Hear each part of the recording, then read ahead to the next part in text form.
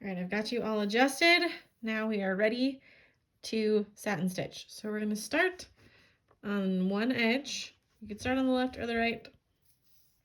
And we're going to make, not satin stitch, sorry, stem. We're making stem stitch with 6 strands, all 6 strands. So you come up at the top, and then I'm just going to catch the floss with my thumb. Not essential. And then you're going to make a stitch down into the fabric.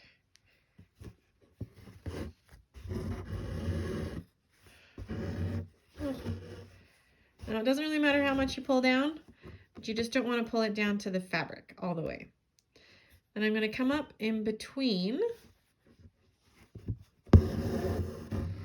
and this time I will pull it snug. Then I'm going to move my thread out of the way. Now this time,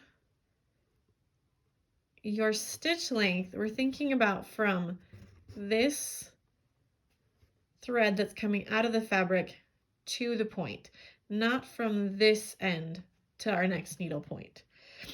So we want this space to be as large as this first space was. Or alternately, you could think about it as a half space, a half stitch length to the next hole. So I'm 1 stitch length from my thread coming out of the fabric, and I'm half a stitch length from the end of my previous stitch. Pull down, and then we're going to come up. I like to come up really close to the previous stitch, pull through, and repeat. Now you don't have to worry too much about the corners. We just want to stay close to the edge here because we want his beard to feel like it fills in all the corners, but we also don't want it to feel too choppy. We want it to feel smooth and filled in. So to help define this corner, I'm going to take my needle not here where I did the previous time, but more into the corner so that my next stitch pulls from that way and keeps us tied to the corner. So I'm going to keep doing stem stitch all the way down to the bottom of this edge.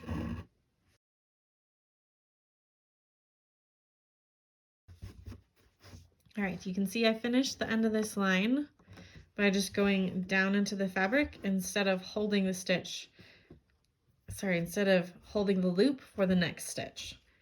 So now we're going to go back up. Now, instead of starting down here at the bottom, we're going to start right here at the corner. And what this is going to do is it's going to allow the stitches to blend and fill in this space so that by the time we get farther over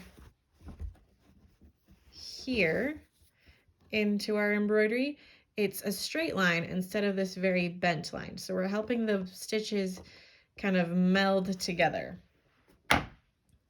like hair would, almost. So I'm going to come up like we talked about right here on this corner, and then I'm going to pull the thread the same direction I was before. In fact, I'm now realizing that I should have told you that we want to pull our loop out of the way to the same side every time. And that gives us a consistent look to our line of stitching.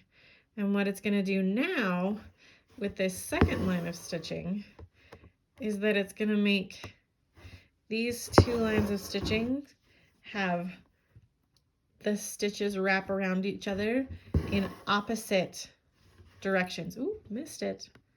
That happens, no problem. Just pull it back up. Which is what contributes to some of the braided look that the beard has when it's all finished. Now you can see here at the top, I want this line to feel really full in the beard all filled in. So something I'm going to do is I'm going to do just a little half stitch here where I don't have a whole bunch of space up here that I need to fill in with a stitch. So I'm just going to come up, let's pull my thread up from the last stitch. And you can see I left just a little bit of space so that I can wrap this last half stitch around it, and that'll help fill in the space up here.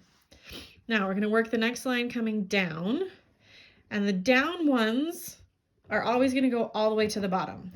Up ones, you're going to start at the angle right here from the corner and go back up until it's just a straight line up and down.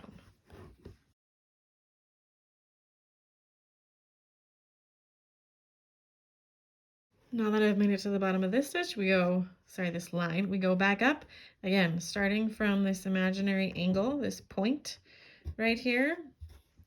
It's going to angle up a little bit for each line, and I'll stitch back up.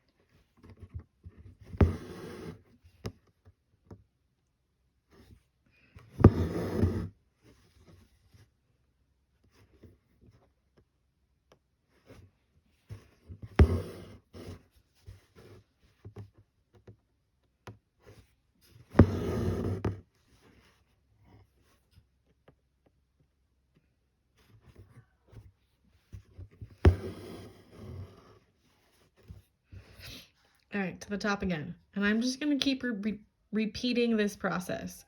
I'm going to go down all the way up from the angle point all the way up until it's a straight line. And I'm just going to repeat this process until I get to, well, there'll be this vertical line spot, right, off of this point. By this point, all of your stitches should be vertical. So then you'll have this section that will be all vertical lines. And then at this point, you'll start this same process where you'll come down into the corner and then start your up line here, going straight up until the center. Then when we've made it to the center line here, then we've made it to the center, we're going to jump over to this side and stitch this way. So for all of the stitches on this half, I pulled my thread out to this side. And then for all of my stitches on this side, I pulled my thread out to this side. And I stitched from the outside in. And what this does is it gives it this lovely braided texture in here. Now, if that stresses you out and it's just too much to think about, don't worry. If you happen to have a couple lines that are all lined up the same direction, your texture will just end up a little bit more like the bottom here. It'll still look awesome. It will just not look exactly like this. So don't stress. I just want you to know how I do it.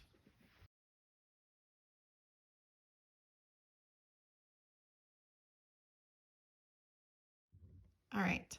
Now what I want to talk to you about is these lines up here. Occasionally, whether it be the direction I was stitching or just my tension when I stitched this half, you can see I ended up with some gaps up here, whereas this side I did not. So what I'm going to do is I'm going to take just the little end of my thread here that I've got and add some stitches in here so that it fills nice and full like this half. All right, so I'm just going to start here with this spot. I'm going to come up. And then I either want the stitch to feel like it melds into this line, or this line. I don't want it to just be hanging out by itself. So I'm going to slide my needle into this line. So like I'm adding an extra stitch there at the top, and then it should just disappear into the stitching.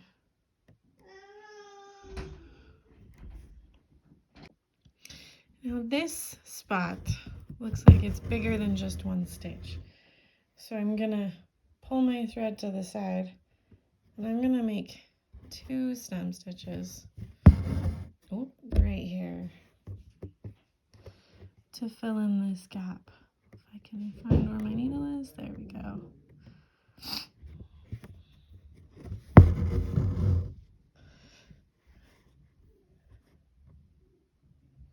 And again, I'm going to slide my needle into the stitches next to it, so that hopefully this line will just meld into its friends and not cause any problems.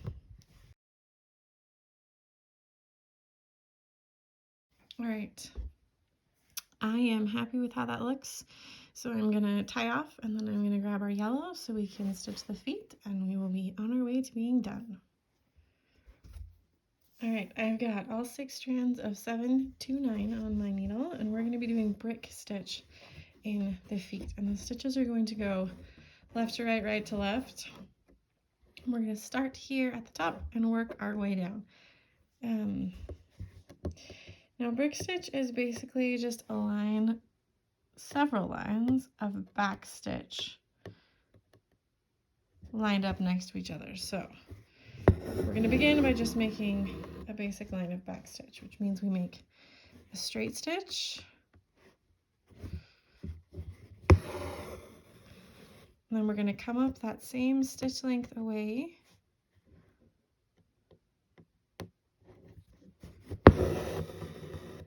then we're going to go back into the end of the previous stitch. We don't want to go past it, we just want to go right here at the end of the previous stitch. That's the back part of a back stitch. And now we repeat. We go up 1 stitch length away, and then we go down.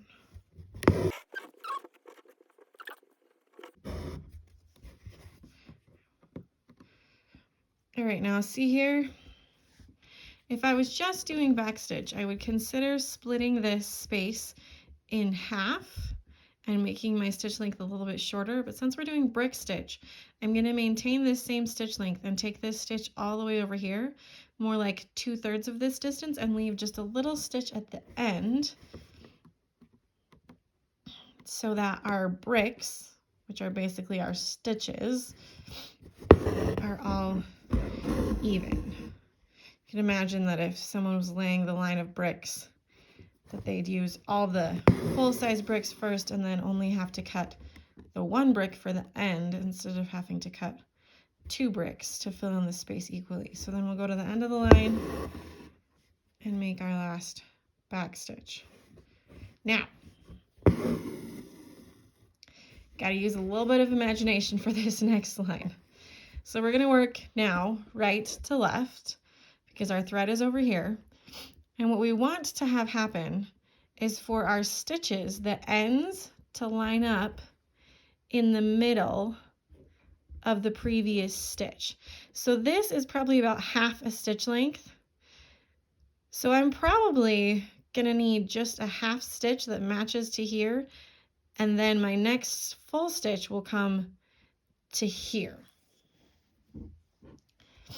And if you struggle seeing that, this first stitch, this first time here on the edge, what I actually think I'm gonna do, because I myself am struggling to see it, I think I'm gonna come up here in the middle of this stitch where I know where the middle is, and then I might pull my thread all the way to the end and just see what that would look like.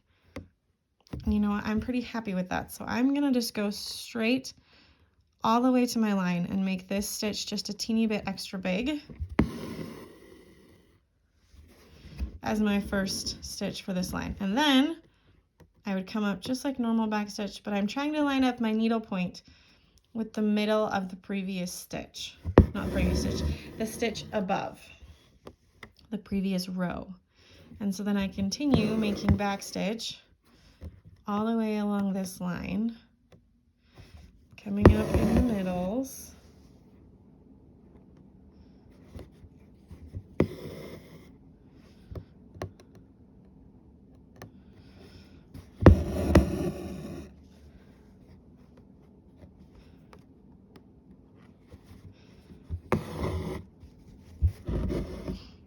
And you'll see this leaves me again. Looks like I caught a thread. That's okay. It's gonna work out. Leaves me again with a half stitch, which on this side, because the end is square, is not going to be nearly as confusing. So I'm gonna make my half stitch here, actually, and I'm gonna let my thread hang from the back of my hoop here for a second, because it's starting to get twisted. And twisted thread is not happy thread to stitch with. So anytime you feel your thread start to bunch and gather, just let it hang from your hoop and untwist itself. So now I'm going to come up on the end of the line. And again, we're looking for the middle of the stitches. So we're matching the first row, if that's helpful, or thinking about coming to the middle of the stitches before. So middle of the stitch, come up at the middle, and then we just repeat this process all the way down to the bottom. Matching middles, stacking little bricks,